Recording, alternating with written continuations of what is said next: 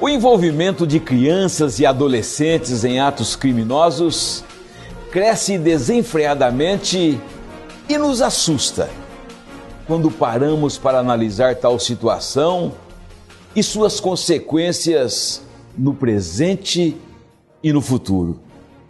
O mundo do crime descobriu na própria lei uma forma de se beneficiar com a atuação de menores de idade.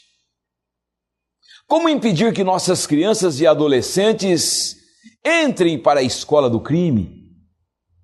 Em que o Estatuto da Criança e do Adolescente precisa mudar? O poder público é omisso?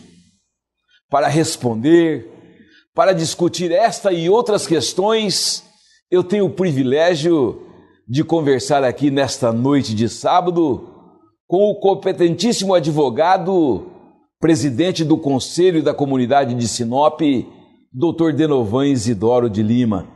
Boa noite, Dr. Denovan. Satisfação muito grande, programa Cláudio Alves, agora para todo o estado de Mato Grosso, ter o privilégio de ter uma pessoa com tamanha capacidade e competência como o senhor sendo entrevistado nesta noite. Seja bem-vindo. Boa noite, Cláudio. Boa noite aos seus telespectadores.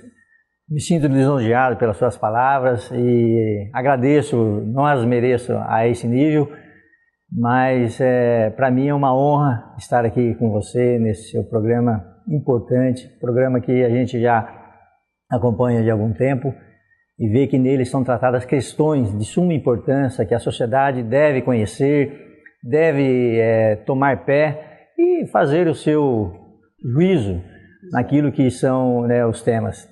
Doutor Denovan, eu quero iniciar a nossa questão, até para o senhor aproveitar a deixa. Como é que funciona esse Estatuto da Criança e do Adolescente? Olha, doutor, nós sabemos, né, o doutor também tem eu tenho certeza daquilo que o Estatuto tem. O Estatuto, na verdade, era uma obra-prima naquilo que seria, né, para resguardo dos direitos da criança e do adolescente e propriamente daquilo que são as ações que deveriam ser empreendidas visando resgatar o menor que venha a cometer um ato infracional. Então a gente vê que naquilo que o Estatuto traz, ele contém uma série de ações previstas desde o momento que o menor é acolhido dentro de uma unidade, para poder dali ele ser amparado e preparado para o seu retorno à sociedade. O que ocorre, a bem da verdade, é que aquilo que seria necessário para que a gente pudesse ter esse respaldo para que o menor viesse receber, né, do Estado a troca para poder recuperá-lo, o Estado falta com isso. Entendi. O exemplo mais prático que nós temos aqui vivenciado, o doutor tem esse conhecimento amplo, os centros que haveriam de estar preparados para poder acolher os menores com um ato infracional de maior gravidade e que exige a sua internação, nós não temos. O Estado em si é carente. Nós temos conhecimento que existe em Cáceres, Várzea Grande e em Rondonópolis. E aí foge disso... O que o senhor atribui isso? Falta de cultura? Falta de vontade política? O que o governante pensa numa situação dessa, doutor Denovan? Doutor, eu vou fazer um paralelo aqui. Temos a questão do presídio, aqueles adultos que já estão recolhidos. Certo.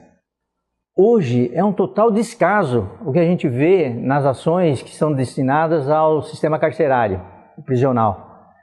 Não é diferente naquilo que a gente vê pelo que ocorre em relação aos menores infratores. Por quê? Se o Estatuto da Criança e Adolescente prevê que o menor deve ser internado quando assim exige, através da medida aplicada pelo juiz da vara da infância, aquela unidade ela deve estar preparada com tudo aquilo que a estrutura deva ter para poder propiciar o menor sair de lá melhor. Claro. Infelizmente, isso não ocorre até porque nós não temos o básico, que são as unidades para o acolhimento desses menores. Aí ocorre o quê? E nós tivemos aqui em Sinop, recentemente, de tempos atrás, quando os menores praticam atos de maior severidade contra a sociedade, eles ficam ali recolhidos provisoriamente, até 5 dias. Após isso, não tendo vagas, a justiça, o juiz não tem que fazer, tem que soltar. Mas eu perguntei e vou... Sim. O que o senhor atribui essa situação da classe política? Falta de capacidade? O que? Falta de interesse. Se nós poderíamos enxergar no menor o futuro do país, porque aquele criminoso de alta periculosidade que já está lá na fase com os seus 60, 50, é muito difícil uma recuperação. Se é que chega.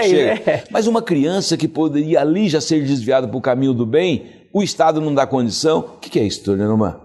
Olha, doutor, eu vejo assim, que falta vontade política, em primeiro lugar. Porque existem recursos do Ministério da Justiça direcionados para que possam serem empreendidos programas que visem o acolhimento e a proteção ao adolescente quando ele está numa situação como essa. Cabe, então, ao gestor público fazer a aplicação devida desses recursos nos programas que são desenvolvidos. Mas ocorre sempre daquilo que a gente tem conhecimento, que se empregarem efetivamente metade desses recursos, melhoraria muito, mas nem isso ocorre. Isso é uma tragédia. E isso a gente vê pelo reflexo que vem na sociedade daqueles menores que já estiveram internados e que voltam a delinquir.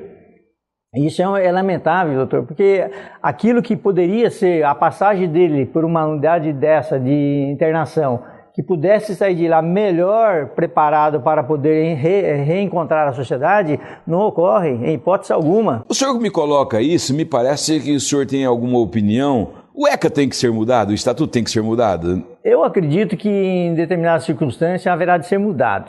Por exemplo? Até porque eu sou assim, propenso a que se faça a verificação da menoridade para a imputação penal. Certo. Eu entendo que nos dias atuais, naquilo que a gente tem uma gama de informações, o que ocorre no dia a dia, o menor, a partir dos 16 anos, eu entendo que ele já tem condições plenas de avaliar exatamente aquela atuação dele perante a sociedade nas suas condutas. Certo. Então, por isso que eu entendo que, diante disso... Teria que ser mudado algo. Teria que ser mudado algo nesse aspecto. Agora, eu sou contra num outro aspecto. Aí vai falar, não, mas você está em cima do muro. Mas eu justifico por quê?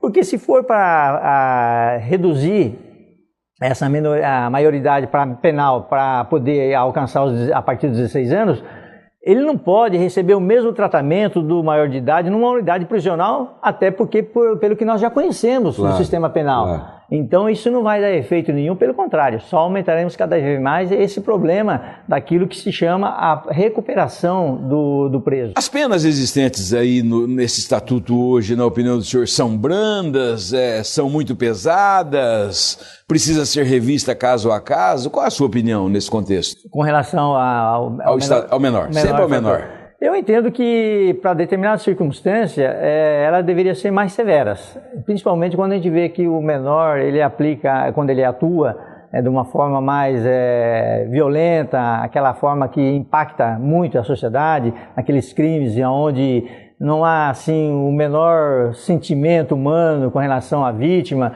aquelas situações que depõem mesmo, né, contra aquela atitude. E a gente sabe que o Estatuto ele dá uma previsão de até 3 anos de internação. Máximo, né? Máximo. Então, aí o que acontece?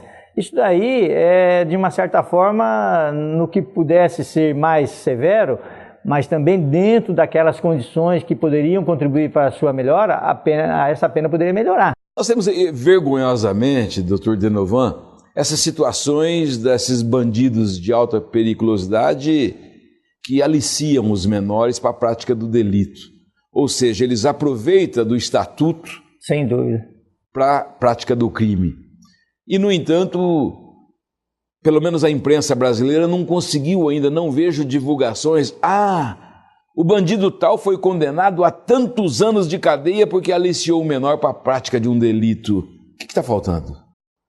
Em primeira instância, eu vejo que a partir do momento que a autoridade policial lavra, né, os autos de inquérito, haveria de ser mais consistente naquilo que foi a vinculação do menor em relação àquele adulto que o conduziu para essa empreitada criminosa. Em segundo lugar, aquilo que a legislação prevê, né, a legislação penal, nosso Código Penal, ele também teria que ser mais severo nesse aspecto. Até porque eu vejo que hoje, né, como se fala do crime hediondo, se nós analisarmos naquilo que está sendo cultivado no menor por um adulto dele, que é criminoso, ele está preparando uma bomba relógio para a sociedade.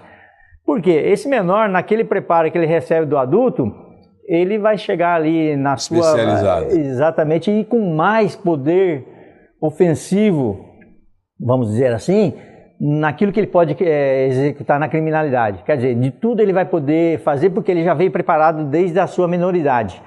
Aí que então, na aplicação das penas pelo poder, né, pela justiça, na hora da condenação, ela tem que ser mais severa em relação ao adulto para poder servir de referência aos demais que talvez... Não está faltando divulgação da aplicação dessa pena, doutor de novo? Eu também entendo que sim, doutor. Já que usa a imprensa para tudo? Isso. Então, eu acredito que nesse aspecto haveria então que ter essa consciência. Não, nós precisamos fazer a amostragem disso daí para dizer que, olha, se você tem a tendência de ser um criminoso... Não vá, que não compensa. Não vale a pena. E até então, pelo que a gente vê e na forma como ocorre, os bandidos, os criminosos mais assim já tarimbados e que buscam dos menores, eles procuram sempre aquele lado, olha, não vai acontecer nada, não vai dar nada mesmo. Quer dizer, há um incentivo. É verdade. E aí acontece que o menor, e lamentavelmente, eu me permito assim colocar, que a gente conhece situações, o menor ele trabalha numa fantasia. Ele acha que tudo aquilo é bacana, aquilo tudo assim é uma coisa que chama, que destaca ele perante o grupo onde ele convive. Tudo isso é uma coisa do quê? Da influência que ele está sofrendo daquele que é um adulto criminoso e que está preparando ele já para uma vida criminosa, sim, infelizmente. Verdade. Depois do intervalo, o nosso convidado analisa os reflexos na família que convive com o problema do envolvimento do adolescente com o crime. Fique com a gente, voltamos já.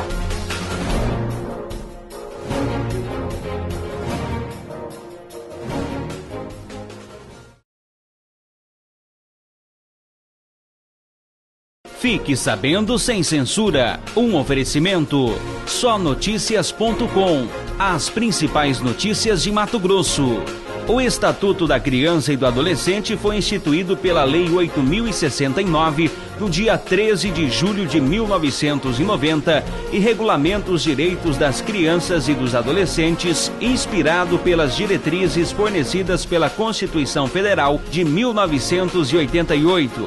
O Estatuto divide-se em 2 livros. O primeiro trata da proteção dos direitos fundamentais da pessoa em desenvolvimento e o segundo trata dos órgãos e procedimentos protetivos.